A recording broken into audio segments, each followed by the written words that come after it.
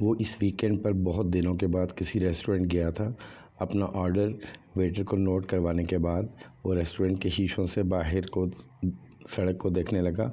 وہ جس میز پر بیٹھا تھا وہ کھڑکی کے قریب تھی اور قد آدم کھڑکیوں کے شیشوں کے پاس بیٹھ کر اسے یوں ہی محسوس ہو رہا تھا جیسے وہ باہر فٹ پاتھ پر بیٹھا ہوا تھا۔ کسی لڑکی کی سسکیوں نے اس کی محویت کو توڑا تھا۔ اس نے بے اختیار مڑ کر دیکھا۔ اس سے پچھلی میز پر ایک لڑکا اور لڑکی بیٹھے ہوئے تھے۔ لڑکی کسی بات پر روتے ہوئے سسکیاں لے رہی تھی اور ٹیشو کے ساتھ اپنے آنسو پونچھ رہی تھی۔ لڑکا اس کے ہاتھ کو تھپتھپاتے ہوئے شاید اسے تسلی دے رہا تھا۔ ریسٹورنٹ اتنا چھوٹا اور ٹیبلز اتنی قریب قریب تھیں کہ وہ بڑی آسانی سے ان کی گفتگو سن سکتا تھا، مگر وہاں اس کام کے لیے نہیں آیا تھا۔ وہ سیدھا ہو گیا۔ ناگواری کی ایک لہر سی اس کے اندر سے اٹھی تھی۔ اسے اس طرح کے تماشے اچھے نہیں لگتے تھے۔ اس کا موڈ خراب ہو رہا تھا۔ وہ وہاں سکون سے کچھ وقت گزارنے آیا تھا اور یہ سب کچھ اس کا دل اٹراٹ ہونے لگا۔ وہ دونوں رشین تھے اور اسی زبان میں ایک دوسرے سے باتیں کر رہے تھے۔ وہ ایک بار پھر کھڑکی سے باہر دیکھنے لگا، مگر غیر محسوس طور پر اس کی سماعتیں ابھی بھی انہی سسکیوں کی طرف مرکوز تھیں۔ اس نے کچھ دیر بعد مڑ کر ایک بار پھر اس لڑکی کو دیکھا۔ اس بار اس کے مڑنے پر لڑکی نے بھی نظریں اٹھا کر اسے دیکھا۔ چند لمحوں کے لیے ان دونوں کی نظریں ملی تھیں اور وہ چند لمحے اس پر بہت بھاری گزرے تھے۔ اس کی آنکھیں متورم اور سرخ ہو رہی تھیں۔ اسے یکدم ایک اور چہرہ یاد آیا، امامہ ہاشم کا چہرہ، اس کی متورم آنکھیں۔ ویٹر اس کا آرڈر لے کر آ چکا تھا اور وہ اسے سرو کرنے لگا۔ اس نے پانی کے چند گھونٹ پیتے ہوئے اپنے ذہن سے اس چہرے کو جھٹکنے کی کوشش کی۔ اس نے چند گہرے سانس لیے۔ ویٹر نے اپنا کام کرتے کرتے اسے غور سے دیکھا، مگر سالار کھڑکی سے باہر دیکھنے میں مصروف تھا۔ آج موسم بہت اچھا ہے اور میں یہاں اچھے لمحے گزارنے آیا ہوں، ایک اچھا کھانا کھانے آیا ہوں۔ اس کے بعد میں یہاں سے ایک فلم دیکھنے جاؤں گا۔ مجھے اس لڑکی کے بارے میں نہیں سوچنا چاہیے، کسی بھی طرح نہیں۔ وہ پاگل تھی، وہ بکواس کرتی تھی اور مجھے اس کے حوالے سے کسی قسم کا کوئی پچھتاوا نہیں ہونا چاہیے۔ مجھے کیا پتہ وہ کہاں گئی، کہاں مری۔ یہ سب اس نے خود کیا تھا۔ میں نے صرف مذاق کیا تھا اس کے ساتھ، اور وہ مجھ سے رابطہ کرتی تو میں اسے طلاق دے دیتا۔ لاشعوری طور پر خود کو سمجھاتے ایک بار پھر اس کا پچھتاوا اس کے سامنے آنے لگا۔ پیچھے بیٹھی ہوئی لڑکی کی سسکیاں اب اس کے دماغ میں نیزے کی انی کی طرح چبھ رہی تھیں۔ میں اپنی ٹیبل تبدیل کرنا چاہتا ہوں، اس نے بڑے کھردرے انداز میں ویٹر کو مخاطب کیا۔ ویٹر حیران ہو گیا۔ کس لیے سر؟ یا تو ان دونوں کی ٹیبل تبدیل کر دو یا میری، اس نے ہاتھ کے اشارے سے کہا۔ ویٹر نے ایک نظر اس جوڑے کو دیکھا، پھر وہ سالار کا مسئلہ سمجھا یا نہیں، مگر اس نے کونے میں لگی ہوئی ایک ٹیبل پر سالار کو بٹھا دیا۔ سالار کو چند لمحوں کے لیے وہاں آ کر واقعی سکون ملا تھا۔ سسکیوں کی آواز اب وہاں نہیں آ رہی تھی، مگر اب اس لڑکی کا چہرہ بالکل اس کے سامنے تھا۔ چاولوں کا پہلا چمچ منہ میں ڈالتے ہی اس کی نظر اس لڑکی پر دوبارہ پڑی۔ وہ ایک بار پھر بدمزہ ہو گیا۔ اسے ہر چیز یکدم بے ذائقہ لگنے لگی۔ یہ یقیناً اس کی ذہنی کیفیت تھی، ورنہ وہاں کا کھانا بہت اچھا ہوتا تھا۔ انسان نعمتوں کا شکر ادا کر ہی نہیں سکتا۔ یہ میری زبان پر ذائقہ چکھنے کی حس ہے۔ یہ کتنی بڑی نعمت ہے کہ میں اگر کوئی چیز کھاتی ہوں تو اس میں اس کا ذائقہ محسوس کر سکتی ہوں، اچھا کھانا کھا کر خوشی محسوس کر سکتی ہوں۔ بہت سے لوگ اس نعمت سے بھی محروم ہوتے ہیں۔ اس کے کانوں میں ایک آواز گونجی تھی اور یہ شاید انتہا ثابت ہوئی۔ وہ کسی آتش فشاں کی طرح پھٹ پڑا۔ اس نے پوری قوت سے چمچ اپنی پلیٹ میں پٹخا اور بلند آواز میں دھاڑا، shut up, just shut up. Restaurant میں یکدم خاموشی چھا گئی۔ یو بچ بسٹرڈ، جسٹ شٹ اپ۔ وہ اب اپنی سیٹ سے کھڑا ہو گیا تھا۔ اس کا چہرہ سرخ ہو رہا تھا۔ تم میرے ذہن سے نکل کیوں نہیں جاتی؟ دونوں کن پٹیوں پر ہاتھ رکھے ہوئے وہ چلایا، میں تمہیں مار ڈالوں گا اگر تم مجھے دوبارہ نظر آئیں۔ وہ ایک بار پھر چلایا۔ اور پھر اس نے پانی کا گلاس اٹھا کر پانی پیا، اور اس وقت پہلی بار اسے ریسٹورنٹ میں بیٹھے لوگوں ان کی نظروں کا احساس ہوا۔ وہ سب اسے دیکھ رہے تھے۔ ایک ویٹر اس کی طرف آ رہا تھا، اس کے چہرے پر تشویش تھی۔ آپ کی طبیعت ٹھیک ہے سر؟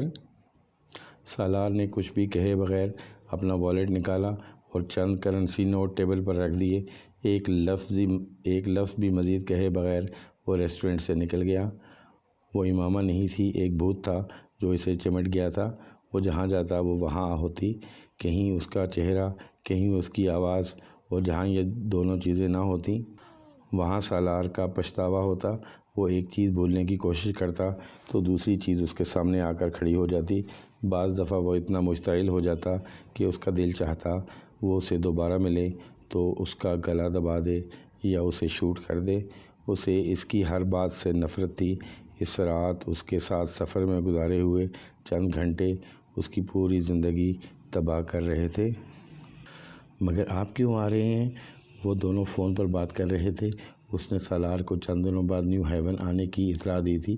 سالار اس وقت روٹین کی زندگی گزار رہا ہوتا تو وہ اس اطلاع پر یقیناً خوش ہوتا، مگر وہ اس وقت ذہنی ابتری کے جس دور سے گزر رہا تھا اس میں کامران کا آنا اسے بے حد ناگوار گزر رہا تھا، اور یہ ناگواری چھپا بھی نہیں سکتا تھا۔ کیا مطلب ہے تمہارا؟ کیوں آ رہے ہیں؟ تم سے ملنے کے لیے آ رہا ہوں۔ کامران اس کے لہجے پر کچھ حیران ہوا۔ اور پاپا نے بھی کہا ہے کہ میں تم سے ملنے کے لیے جاؤں؟ وہ ہونٹ بھینچے اس کی بات سنتا رہا۔ تم مجھے ایئرپورٹ سے پک کر لینا، میں تمہیں ایک دن پہلے اپنی فلائٹ کی ٹائمنگ کے بارے میں بتا دوں گا۔ کچھ دیر ادھر ادھر کی باتیں کرنے کے بعد اس نے فون بند کر دیا۔ 4 دن کے بعد اس نے کامران کو ایئرپورٹ سے ریسیو کیا۔ سالار کو دیکھ کر حیران رہ گیا۔ تم بیمار ہو؟ اس نے چھوٹتے ہی سالار سے پوچھا۔ نہیں، میں بالکل ٹھیک ہوں۔ سالار نے مسکرانے کی کوشش کی۔ لگ تو نہیں رہے؟ کامران کی تشویش میں کچھ اور اضافہ ہونے لگا۔ وہ آنکھوں میں آنکھیں ڈال کر بات کیا کرتا تھا، آج خلاف معمول وہ آنکھیں چرا رہا تھا۔ گاڑی ڈرائیو کرتے ہوئے بھی وہ بہت غور سے سالار کو دیکھتا رہا۔ وہ بے حد احتیاط سے ڈرائیونگ کر رہا تھا۔ کامران کو حیرانی ہوئی۔ وہ اس قدر ریش ڈرائیونگ کرتا تھا کہ اس کے ساتھ بیٹھے ہوئے بڑے سے بڑا جیدار آدمی ڈرتا تھا۔ کامران کو ایک مثبت تبدیلی لگی تھی، مگر یہ واحد مثبت تبدیلی تھی جو اس نے محسوس کی تھی۔ باقی تبدیلیاں اس کو پریشان کر رہی تھیں۔ اسٹڈیز کیسی جا رہی ہیں تمہاری؟ ٹھیک ہیں۔ اسے سفر کے دوران بھی اس طرح کے جواب ملتے رہے تھے۔ یہ اس کے اپارٹمنٹ کی حالت تھی جس نے کامران کے اضطراب کو اتنا بڑھایا تھا کہ وہ کچھ مشتعل ہو گیا تھا۔ یہ تمہارا اپارٹمنٹ ہے سالار؟ مائی گاڈ! سالار کے پیچھے اس کے اپارٹمنٹ میں داخل ہوتے ہی وہ چلا اٹھا تھا۔ سالار اپنی چیزوں کو جس طرح منظم رکھنے کا عادی تھا وہ نظم و ضبط وہاں نظر نہیں آ رہا تھا۔ وہاں ہر چیز ابتر حالت میں نظر آ رہی تھی۔ جگہ جگہ اس کے کپڑے، جرابیں اور جوتے بکھرے پڑے تھے۔ کتابوں، اخباروں اور میگزینز کا بھی یہی حال تھا۔ کچن کی حالت سب سے بری تھی اور باتھ روم کی اس سے بھی زیادہ۔ کامران نے کچھ شوق کی حالت میں پورے اپارٹمنٹ کا جائزہ لیا۔ کتنے ماہ سے تم نے صفائی نہیں کی ہے؟ میں ابھی کر دیتا ہوں، سالار نے سرد مہری کے عالم میں چیزیں اٹھاتے ہوئے کہا۔ تم اس طرح رہنے کے عادی تو نہیں تھے، اب کیا ہوا ہے؟ کامران بہت پریشان تھا۔ کامران نے اچانک ایک میز پر سگریٹ کے ٹکڑوں سے بھری ایش ٹرے کے پاس جا کر سگریٹ کے ٹکڑوں کو سونگھنا شروع کر دیا۔ سالار نے چبھتی ہوئی تیز نظروں سے اپنے بڑے بھائی کو دیکھا، مگر کچھ کہا نہیں۔ کامران نے چند لمحوں کے بعد وہ ایش ٹرے نیچے پلٹ دیا۔ Salar, what are you up to this time? مجھے صاف صاف بتاؤ، مسئلہ کیا ہے؟ ڈرگز استعمال کر رہے ہو تم؟ نہیں، میں کچھ استعمال نہیں کر رہا۔ اس کے جواب نے کامران کو خاصا مشتعل کر دیا تھا۔ وہ اسے کندھے سے پکڑ کر تقریباً کھینچتے ہوئے باتھ روم کے آئینے کے سامنے لے آیا۔ شکل دیکھو اپنی، ڈرگ ایڈکٹ والی شکل ہے یا نہیں؟ اور حرکتیں تو بالکل ویسی ہی ہیں۔ دیکھو، نظریں اٹھاؤ اپنی، چہرہ دیکھو اپنا۔ وہ اب اسے کالر سے کھینچتے ہوئے کہہ رہا تھا۔ سالار آئینے میں اپنے آپ کو دیکھے بغیر بھی جانتا تھا کہ وہ اس وقت کیسا نظر آ رہا ہوگا۔ گہرے حلقوں اور بڑھی ہوئی شیو کے ساتھ وہ کیسا نظر آ سکتا تھا۔ رہی صحیح کسر ان محاسوں اور ہونٹوں پر جمی ہوئی پپڑیوں نے پوری کر دی تھی، جو بے تحاشا کافی اور سگریٹ پینے کا نتیجہ تھے۔ محاسوں کی وجہ سے اس نے روز شیو کرنا بند کر دی تھی۔ کچھ ناراضی کے عالم میں اس نے کامران سے اپنا کالر چھڑایا اور آئینے پر نظریں دوڑائے بغیر باتھ روم سے نکلنے کی کوشش کی۔ لعنت برس رہی ہے تمہاری شکل پر۔ لعنت وہ لفظ تھا جو اکثر کامران استعمال کیا کرتا تھا۔ سالار نے پہلے کبھی اس لفظ کو محسوس نہیں کیا تھا، مگر اس وقت کامران کے منہ سے یہ جملہ سن کر وہ جیسے بھڑک اٹھا تھا۔ ہاں، لعنت برس رہی ہے میری شکل پر تو؟ وہ اس قدر بپھرے ہوئے انداز میں کامران کے سامنے تن کر کھڑا ہو گیا۔ جب میں کہہ رہا ہوں کہ میں ڈرگز نہیں لے رہا تو میں نہیں لے رہا۔ آپ کو میرا یقین کرنا چاہیے۔ تم پر یقین؟ کامران نے طنزیہ لہجے میں اس کے پیچھے باتھ روم سے باہر آتے ہوئے کہا۔ اس نے ہونٹ بھینچ لیے اور کمرے کی چیزیں سمیٹنے کا کام جاری رکھا۔ یونیورسٹی جا رہے ہو تم؟ جا رہا ہوں۔ وہ چیزیں اٹھاتا رہا۔ کامران کو تسلی نہیں ہوئی۔ میرے ساتھ ہاسپٹل چلو، میں تمہارا چیک اپ کروانا چاہتا ہوں۔ اگر آپ یہ سب کچھ کرنے آئے ہیں تو بہتر ہے واپس چلے جائیں۔ میں کوئی کنڈر گارٹن کا بچہ تو نہیں ہوں، میں اپنا خیال رکھ سکتا ہوں۔ کامران نے اس بار کچھ کہنے کی بجائے اس کے ساتھ مل کر چیزیں اٹھانی شروع کر دیں۔ سالار نے اطمینان کا سانس لیا۔ اس کا خیال تھا کہ اب وہ اس معاملے پر دوبارہ بحث نہیں کرے گا، مگر اس کا یہ اندازہ غلط تھا۔ کامران نے اس کے پاس اپنا قیام لمبا کر دیا۔ 2-3 دن کی بجائے وہ پورا 1 ہفتہ وہاں رہا۔ سالار اس کے قیام کے دوران باقاعدگی سے یونیورسٹی جاتا رہا، مگر کامران اس دوران اس کے دوستوں اور پروفیسرز سے ملتا رہا۔ سیمسٹر میں فیل ہونے کی خبر بھی اسے سالار کے دوستوں سے ہی ملی تھی، اور کامران کے لیے یہ ایک شوق تھا۔ سالار سے کچھ بھی توقع کی جا سکتی تھی، مگر سیمسٹر میں فیل ہونا، وہ بھی اس بری طرح سے، جبکہ وہ کچھ عرصہ پہلے تک یونیورسٹی کے پچھلے ریکارڈ بریک کرتے ہوئے ٹاپ کر رہا تھا۔ اس بار اس نے سالار سے اس معاملے کو ڈسکس نہیں کیا، بلکہ پاکستان سکندر عثمان کو فون کر کے اس سارے معاملے سے آگاہ کر دیا۔ سکندر عثمان کے پیروں تلے سے ایک بار پھر زمین نکل گئی تھی۔ سالار نے اپنا سابقہ ریکارڈ برقرار رکھا تھا۔ وہ 1-1.5 سال کے بعد ان کے لیے کوئی نہ کوئی نیا مسئلہ کھڑا کرتا رہتا تھا، اور ہاشم مبین والے معاملے کو بھی اتنا ہی عرصہ ہونے والا تھا۔ آپ ابھی اس معاملے پر اس سے بات نہ کریں۔ یونیورسٹی میں کچھ روز بعد چھٹیاں ہونے والی ہیں۔ آپ اسے پاکستان بلا لیں، کچھ عرصے کے لیے وہاں رکھیں، اور پھر ممی سے کہیں کہ وہ اس کے ساتھ واپسی پر یہاں آ جائیں، اور جب تک اس کی تعلیم ختم نہیں ہوتی وہ اس کے ساتھ رہیں۔ کامران نے سکندر عثمان کو سمجھایا۔ سکندر نے اس بار ایسا ہی کیا تھا۔ وہ بغیر بتائے چھٹیاں شروع ہونے سے پہلے ہی نیو ہیون پہنچ گئے۔ اس کا حلیہ دیکھ کر سکندر عثمان کے پیٹ میں گرہیں پڑنے لگی تھیں، مگر انہوں نے کامران کی طرح اس سے بحث نہیں کی۔ انہوں نے اسے پاکستان ساتھ چلنے کے لیے کہا۔ اس کے احتجاج اور تعلیمی مصروفیات کے بہانے کو نظر انداز کرتے ہوئے انہوں نے زبردستی اس کی سیٹ بک کروا دی اور اسے پاکستان لے آئے۔ وہ رات 1 بجے پاکستان پہنچے۔ سکندر اور طیبہ سونے کے لیے چلے گئے۔ وہ اپنے کمرے میں آ گیا اور تقریباً 1.5 سال کے بعد اپنے کمرے کو دیکھ رہا تھا۔ سب کچھ ویسا ہی تھا جیسے وہ چھوڑ کر گیا تھا۔ کپڑے تبدیل کرنے کے بعد وہ لائٹ آف کر کے اپنے بیڈ پر لیٹ گیا۔ وہ فلائٹ کے دوران سوتا رہا تھا، اس لیے اس وقت اسے نیند محسوس ہو رہی تھی۔ شاید یہ جغرافیائی تبدیلی تھی جس کی وجہ سے وہ سو نہیں پا رہا تھا۔ میں واقعی آہستہ آہستہ بے خوابی کا شکار ہو جاؤں گا، اس نے تاریکی میں کمرے کی چھت کو گھورتے ہوئے کہا۔ کچھ دیر اسی طرح بیڈ پر کروٹیں بدلتے رہنے کے بعد وہ اٹھ بیٹھا۔ کمرے کی کھڑکیوں کی طرف جاتے ہوئے اس نے پردوں کو ہٹا دیا۔ اس کی کھڑکیوں کے پار وسیع سائیڈ لان کے دوسری طرف ہاشم مبین کا گھر نظر آ رہا تھا۔ اس نے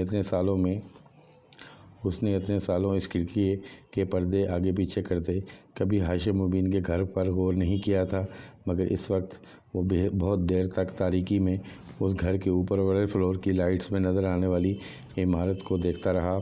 بہت ساری باتیں اسے یکدم یاد آنے لگی تھیں۔ اس نے پردے ایک بار پھر برابر کر دیے۔ وسیم کے گھر والوں کو امامہ کا پتہ چلا؟ اس نے اگلے دن ناصرہ کو بلا کر پوچھا۔ ناصرہ نے اسے کچھ عجیب نظروں سے دیکھا۔ نہیں جی، کہاں پتہ چلا؟ انہوں نے تو ایک جگہ چھان ماری ہے مگر کہیں سے کچھ پتہ نہیں چلا۔ انہیں شک ابھی بھی آپ پر ہی ہے۔ سلمیٰ بی بی تو بہت گالیاں دیتی ہیں آپ کو۔ سالار اسے دیکھتا رہا۔ گھر کے نوکروں سے بھی پولیس نے بڑی پوچھ گچھ کی تھی مگر میں نے تو مجال ہے ذرا بھی کچھ بتایا ہو۔ انہوں نے مجھے کام سے بھی نکال دیا تھا، مجھے بھی، میری بیٹی کو بھی، پھر بعد میں دوبارہ رکھ لیا۔ آپ کے بارے میں مجھ سے پوچھتے رہتے ہیں، شاید رکھا بھی ان لوگوں نے دوبارہ اسی لیے ہے کہ یہاں کی خبریں میں وہاں دیتی رہوں۔ میں بھی آئیں بائیں شائیں کر کے ٹال دیتی ہوں۔ وہ بات کو کہاں سے کہاں لے جا رہی تھی؟ سالار نے فوراً مداخلت کی۔ پولیس ابھی بھی ڈھونڈ رہی ہے؟ ہاں جی، ابھی بھی تلاش کر رہے ہیں۔ مجھے زیادہ تو پتہ نہیں، وہ لوگ ہر چیز چھپاتے ہیں نوکروں سے۔ امامہ بی بی کی بات بھی نہیں کرتے ہمارے سامنے مگر پھر بھی کبھی کبھار کوئی اڑتی خبر مل جاتی ہے ہمیں۔ سالار صاحب، کیا آپ کو بھی امامہ بی بی کا پتہ نہیں ہے؟ ناصرہ نے بات کرتے کرتے اچانک اس سے پوچھا۔ مجھے کیسے پتہ ہو سکتا ہے؟ سالار نے ناصرہ کو گھورا۔ ایسے ہی پوچھ رہی ہوں جی، آپ کے ساتھ ان کی دوستی تھی اس لیے میں نے سوچا شاید آپ کو پتہ ہو۔ وہ جو ایک بار آپ نے میرے ہاتھ کچھ کاغذات بھجوائے تھے وہ کس لیے تھے؟ اس کا تجسس اب تشویشناک حد تک بڑھ چکا تھا۔ اس گھر کے کاغذات تھے، میں نے یہ گھر اس کے نام کر دیا تھا۔ ناصرہ کا منہ کھلے کا کھلا رہ گیا، پھر وہ کچھ سنبھلی۔ پر جی، یہ گھر تو سکندر صاحب کے نام پر ہے۔ ہاں، مگر یہ مجھے تب پتہ نہیں تھا۔ یہ بات تم نے ان لوگوں کو بتائی ہے کہ تم یہاں سے کوئی کاغذ لے کر اس کے پاس گئی تھی؟ ناصرہ نے کانوں کو ہاتھ لگا دیے۔ توبہ کریں جی، میں نے کیوں بتانا تھا؟ میں نے تو سکندر صاحب کو بھی نہیں بتایا۔ اور یہی بہتر ہے کہ تم اپنا منہ اسی طرح ہمیشہ کے لیے بند رکھو۔ اگر یہ بات ان کو پتہ چلی تو پاپا تمہیں سامان سمیت اٹھا کر گھر سے باہر پھینک دیں گے۔ تم ان کے غصے کو جانتی ہو۔ جاؤ اب یہاں سے، سالار نے ترشی سے کہا۔ ناصرہ خاموشی سے اس کے کمرے سے نکل گئی۔ دوستو، اس کے ساتھ ہی یہ قسط بھی اپنے اختتام کو پہنچی۔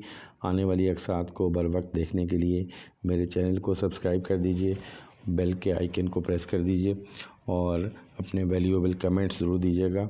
حاضر ہوتے ہیں ایک نئی ویڈیو کے ساتھ، تب تک اجازت دیجیے گا۔ اللہ نگہبان۔